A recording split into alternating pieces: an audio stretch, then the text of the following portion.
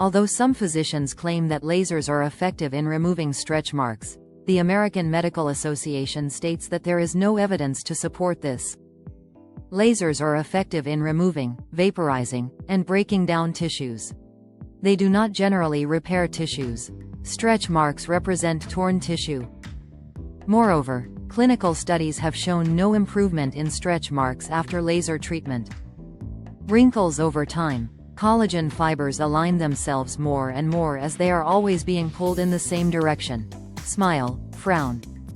As you age, the skin begins to sag because the body makes less collagen, and some is lost from sun exposure. Pinch your grandmother's skin. Does it go back naturally? Creams don't work in it. Trying to fix a collagen problem with a cream is like trying to shampoo your carpet by putting the cleaner on the roof.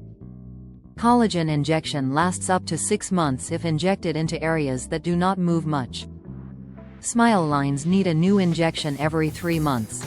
Some people are allergic to the preservatives or to the animal collage, which is also the dead cells of animals. Thanks for watching. Please like and subscribe for more effective videos.